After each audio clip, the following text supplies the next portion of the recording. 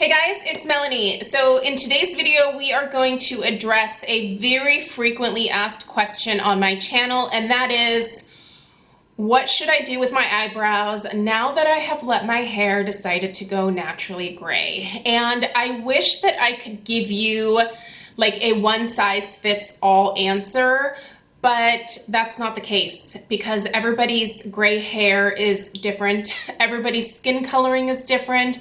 Everybody's natural brow situation is different. So in today's video, I'm just gonna kind of talk you through some options and give you some product suggestions to just maybe start playing around with if you're just in the beginning of your transition. Basically just try to give you some options. And what I'm gonna start out with is that the first thing is you're just gonna have to play around. Some people may just choose to keep their natural brow color and not do anything, which is totally acceptable. Some people really want to change the tone of their brows, and maybe they will take a more drastic step like micro shading or microblading. Some people will go and get their brows tinted at a salon, and some people just every day decide to fill them in on their own. So you're gonna have to kind of pick your poison there and do your research, especially for the more drastic choices like microblading or micro shading. Those are not without their precautions that should be looked into. I will tell you that I myself do have micro shaded eyebrows. That means that my tattoo artist, because that is who I went to, used a machine to essentially tattoo my brows on my face. I chose that route because I had very few brow hairs left. I started over plucking in the early 90s when I was in middle school and just continued that trend throughout the 90s and the early 2000s. By the time that I decided that I wanted to have eyebrows, they just weren't growing back. So I chose a much more drastic route. I did try micro shading first. That did not last on my skin. I have recently learned that micro shading is not really the best fit for those with an oily skin type. Microblading is not good for people with an oily skin type. Micro shading tends to be better. So look into both of those options depending on your skin type. I will link my video down below that kind of shares my micro shading information from my perspective. So definitely an option there.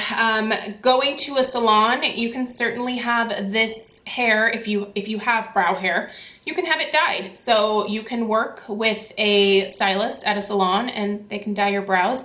I would suggest not doing something like that at home. I think anytime that you are getting hair color very close to your eyes, that can get kind of dangerous. So be really careful with that. Just be very mindful about it. And definitely at least the first time, go to a salon, see what the cost is, how often you'd have to redo it, that kind of stuff.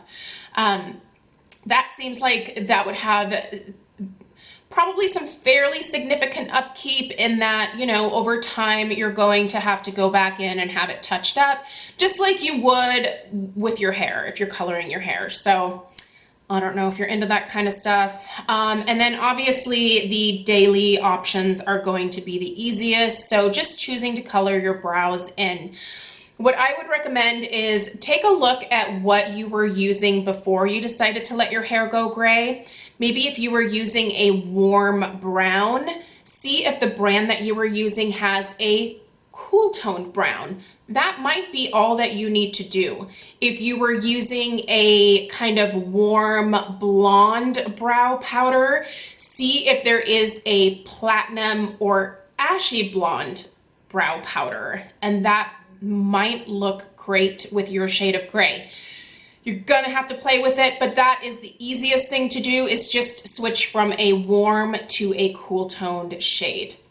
There are very few brands out there who have actual gray brow powders, which I personally like having a grayer brow. I think that is most flattering on me.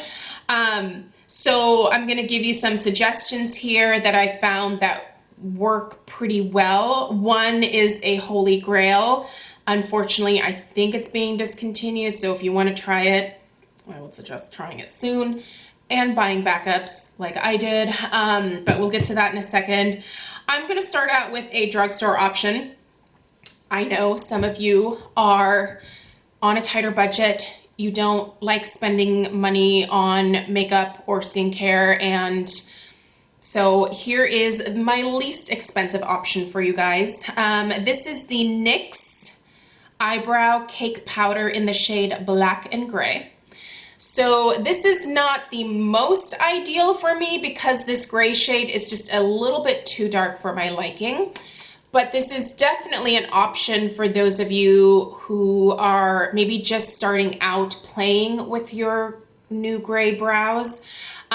So this is a good place to start. I'm going to give you guys a swatch. There's also a pomade that comes in here. I don't use that. So you can see that's pretty gray. And then the darker shade would definitely be for someone who has very dark pepper in their hair maybe, and someone who has a naturally dark brow to start out with. So definitely a couple of options here. I don't think that there is a gray brow pencil from NYX. Well, there is, but it's not very good. So I'm not going to recommend it. But the micro brow pencil in the shade Taupe was something that I started out with when I was first transitioning to gray hair, and I still had quite a bit of blonde in my hair, and that worked for me for a very long time. So that's another option to look into. But yeah, as far as powders go, I feel like these are the easiest. My favorite brow brush is from Smashbox. I will also link this down below in the description box. I've loved that one for years. In fact, mine I think it's like 15 years old. I've had it forever. I love it. A step up in the cost department here is Anastasia, the brow queen herself, right?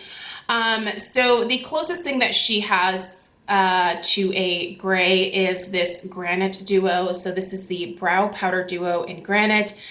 Quite frankly, this did not work for me. These are far too dark. However, I chose not to return it because I actually like this shade as an eyeshadow a lot. And I love using this darker shade as my eyeliner every single day. So I'm not using it for my brows, but if you have darker gray hair, this might work really well for you. So I'm gonna give you guys a swatch of this one as well so that you can kind of see. It's hard because cameras will show colors differently, but that at least gives you a sense there. So very dark, very intense, very pigmented. Definitely a suggestion for those of you that have darker brows to begin with. I'm going to share with you my holy grail. I always kind of dread sharing this because like I said, I think this is being discontinued by Tarte, and once all of these are gone, I think they're gone forever. So this is the Tarte Amazonian Clay Brow Powder in the shade Gray. So this is my perfect match. Because my brows are micro shaded, I do use, and whether you had something done to your brows or not, you should be putting SPF on your brows every single day. But mine, my beloved, is the Paula's Choice Super Light Daily Wrinkle Defense SPF 30. This has a tint. So when I put this over my brows, it mutes the color out a little bit. And I bring the color back into my brows with just a literal quick, like, whoosh, with this. This shade of gray is perfect for me. You can see this is very light, very natural. This is, look, it even like it looks like my fingertip disappears. It's such a perfect match for my hair, which is why I hate that I think Tarte is doing away with this. This is one of the few gray brow powders out there that I think work for people that are either porcelain or fair or light skin tone. The darker your skin tone, the darker the brow shade you can use in most cases. So, but this is one of the few that works for my lighter skin tone. So I do have 6 backups of this besides this one here. I think I'm probably set for a while, but I will be super bummed once I run out of the last one. And hopefully by that point, because here's the thing. I feel like most makeup companies ignore people with gray hair when they are thinking about brow colors. It's super frustrating because taupe doesn't always work for everybody. Platinum blonde doesn't always work for everybody. And some people really do want a gray brow, but they don't think to make either a light gray or a medium gray for those of us who want this brow look. This is one of the only ones that I've found. Now you can certainly look through all of your eyeshadow palettes. In fact, I just grabbed my favorite eyeshadow palette here. And in my Viseart Grand Pro 1 eyeshadow palette, there is a really nice matte gray down here. And this is gonna be too dark for me, so this wouldn't work for me. But again, just check out your eyeshadow palettes. You might have a really nice gray in there that may work. Yeah, this one's a little bit, I feel like this would be too much for me. Yeah, that's way darker than I would want my brows to be. But also an option, if you're just kind of starting out, maybe play with that. Those are very pigmented. I would be careful to not apply like too much. I love these Viseart shadows. This is my Holy Grail palette right here.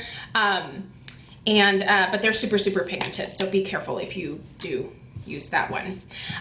In terms of some pencil options, I do have the Hourglass Arch Brow Sculpting Pencil here in the shade Ash. I would say Ash is the best cool toned gray hair appropriate shade from Hourglass in their brow products. They do now have a skinny, sorry, Penny's playing behind me here. You guys can't see her. They do have a skinny pencil option in this as well. So I will link both down below. This is their larger pencil. It's kind of that like triangle shape. I will use this if I want my brows to look even thicker than what they look like right now. It's rare that I want to do that, but if I do really want to emphasize my brows, I will use this pencil, and the shade Ash is perfect. It tends to want to oxidize a little bit on me towards the end of the day, but I can usually, as long as I blot, it's okay. Like I said, with my oily skin, it's hard because different brow products sometimes want to oxidize, get darker, or turn a little bit more taupe or orangey. This is the only one that doesn't change at all on me, and I love it. It's such an amazing brow product, but what can you do?